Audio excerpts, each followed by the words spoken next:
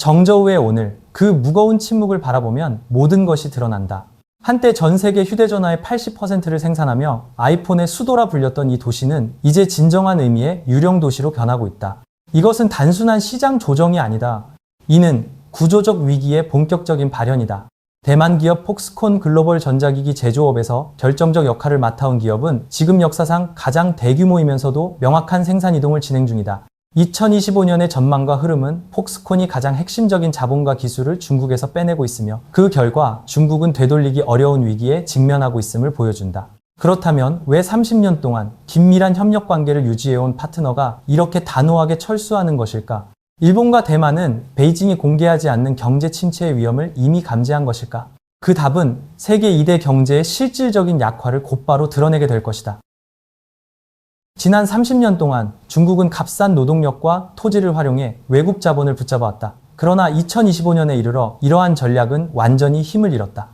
대만 특유의 민첩한 판단력과 일본 샤프 브랜드가 가진 엄격한 품질 관리 기준을 겸비한 폭스콘은 중국 경제 전반에 잠재된 구조적 위험을 일찍이 간파했다. 이 판단을 뒷받침하는 대표적 증거는 폭스콘의 인도와 동남아 투자 속도가 최근 2년 동안 5배나 증가했다는 사실이다. 이 움직임은 중국 경제에 매우 강한 충격을 준다. 왜냐하면 폭스콘이 이동하면 일본, 한국, 미국의 핵심 부품 공급업체 생태계가 함께 움직이기 때문이다. 더욱 중요한 점은 엔비디아와 협력해 생산하는 최신 인공지능 서버 라인을 멕시코와 대만으로 완전히 이전하기로 결정했다는 것이다. 중국에 남겨진 것은 낮은 부가가치의 단순 조립 공정뿐이다. 이 결정은 지역의 수많은 위성 기업을 멈춰 세웠고 사회 보장 체계에도 큰 압박을 가하고 있다. 경제적 손실과 동시에 기술적 고립 전략도 진행되고 있다.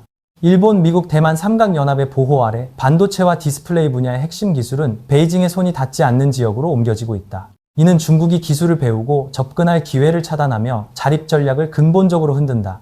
더 본질적인 변화는 중국의 과거 성공을 가능케 했던 삼자결합 대만의 관리 능력, 일본의 정밀 기술, 중국의 노동력이 완전히 해체되고 있다는 점이다. 폭스콘은 일본식 공정과 관리 체계를 통째로 가지고 떠나고 있으며 중국은 다시 독자적 기술 기반이 없는 단순 조립 공장으로 되돌아가고 있다. 이 연합의 지원 없이 중국의 기술 강국 구상은 이루기 매우 어려워진다. 폭스콘은 분명하게 말하고 있다. 번영을 가져온 주체가 바로 자신들이며 그것을 거두어 들이는 것도 자신들의 선택이라는 것을. 폭스콘이 중국을 떠난 이유는 단순히 비용 문제 때문이 아니다. 중국에서의 경영 위험이 기업이 감당할 수 있는 안전 한도를 넘어서고 있기 때문이다. 가장 핵심적인 요소는 법적 환경의 불확실성과 잠재적 위험이다.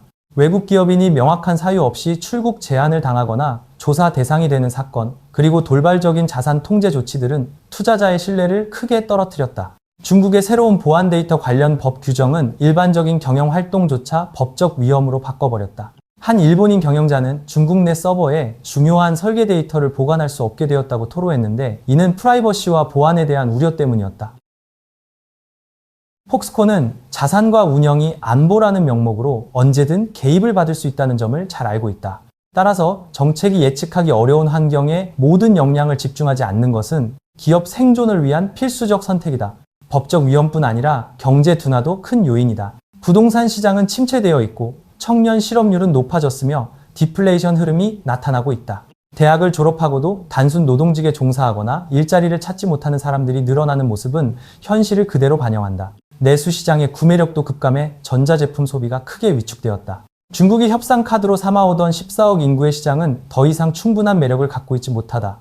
폭스콘은 침체 중인 시장 대신 실제 구매력이 있는 미국, 유럽, 일본에 초점을 맞춰야 한다. 또한 내부 보호주의 정서와 민족주의 역시 부정적인 영향을 미치고 있다. 중국 내에서 정치적 긴장이 생길 때마다 일본산과 서방 제품을 반대하는 움직임이 SNS에서 나타나며 이는 업무 환경을 더욱 팽팽하게 만든다. 그 결과 외국인 직원과 관리자들은 큰 압박을 받고 있다. 일본과 미국과 긴밀한 연결을 가진 대만 기업인 폭스콘은 예전처럼 따뜻하게 환영받지 못하고 있다고 판단했다. 따라서 생산 기지를 옮기는 것은 브랜드 신뢰를 지키고 인력을 안정적으로 보호하기 위한 유일한 선택이었다. 당신은 어떻게 생각하는가? 세계는 과연 중국산 저가 제품 없이도 유지될 수 있을까? 아니면 떠난 기업들이 다시 협력을 원하게 될까? 의견을 아래에 남겨주시기 바란다. 중국은 외국 기업의 이탈 가능성에 대비해 럭스쉐어나 비아디 같은 자국 기업을 적극 지원하며 폭스콘의 역할을 대체하려 했다. 이를 그들은 자주적 공급망 구축 전략이라 불렀다. 하지만 2025년의 현실은 이 전략의 한계를 명확히 보여주었다. 품질 검사 보고서에 따르면 중국 내 공장들의 불량률은 여전히 국제 기준보다 상당히 높다. 더 중요한 문제는 전적으로 중국 기업이 생산한 제품에 대해 글로벌 소비자들의 신뢰가 점점 낮아지고 있다는 점이다. 일본, 미국, 유럽의 고객들은 기술 제품에서 데이터 보안과 프라이버시 문제를 더욱 우려하고 있다. 이 때문에 애플을 비롯한 주요 기술 기업들은 최고급 제품 라인을 중국 업체에 맡기지 못하고 있으며 여전히 폭스콘이 중국 밖에서 운영하는 생산 라인의 품질 관리 시스템에 의존하고 있다. 그렇다면 중국의 영향력이 줄어드는 동안 누가 그 빈자리를 채우고 있을까? 인도가 실제적인 대안으로 부상하고 있다. 정부의 강력한 지원과 서방 일본과의 양호한 관계 속에서 인도는 폭스콘을 향해 가장 매력적인 투자 혜택을 제시하고 있다. 애플은 인도에서 생산되는 아이폰 비중을 더 늘릴 것이라고 공식 확인했으며 중국 공급망의 비중이 점차 축소되고 있다. 한편 일본과 우호적 관계를 유지하는 동남아 국가들 역시 새로운 제조 중심지로 떠오르고 있다. 이는 이른바 우호국 생산이라는 흐름이 형성되고 있음을 보여준다. 미국의 기술, 일본의 정밀함, 대만의 관리 능력, 그리고 인도 동남아의 젊은 노동력이 결합한 새로운 제조 연합이 형성되고 있으며 이 연합의 중심에는 더 이상 중국이 없다. 이는 국제 규범과 공정무역을 존중하는 국가들 안에서 자유시장권이 더욱 안정적인 공급망을 구축하고 있다는 뜻이기도 하다. 폭스콘은 세계가 중국 제조업에 과도하게 의존하지 않아도 충분히 성장할 수 있으며 오히려 더 안정적인 체계를 구축할 수 있음을 증명해 보였다. 돌이켜보면 일본 기업들은 중국에 대한 투자 위험을 가장 먼저 경고했고 생산 거점을 다른 국가로 분산시키는 전략을 시작한 주체였습니다. 이제는 세계 전역이 폭스콘과 같은 거대 기업들까지도 일본이 개척한 그 길을 따라가고 있습니다. 폭스콘의 이탈은 마지막 경고일 뿐 아니라 중국의 세계의 공장 시대가 공식적으로 막을 내렸다는 신호탄입니다. 정저우의 유령도시 현상은 일시적인 침체가 아니라 번영의 흐름이 영원히 방향을 바꾸었다는 현실적 증거입니다. 우리는 지금 글로벌 경제 질서가 재편되는 순간을 목격하고 있습니다. 자본과 핵심 기술은 법치를 존중하고 시장 규칙이 투명한 국가로만 흘러가게 될 것입니다. 미국, 일본, 대만과 동남아 국가들이 구축하고 있는 새로운 생산 네트워크는 더욱 안전하고 자립적이며 베이징발 정치적 리스크에 면역을 갖춘 구조입니다.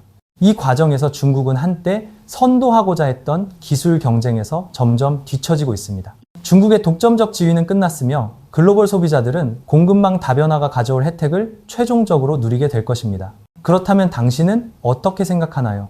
기존 공급망의 붕괴는 다른 개발도상국이 새롭게 부상할 절호의 기회가 될까요? 아니면 중국 경제의 침체가 단기적으로 세계 성장세를 끌어내리는 블랙홀이 될까요? 댓글로 당신의 의견을 남겨주세요.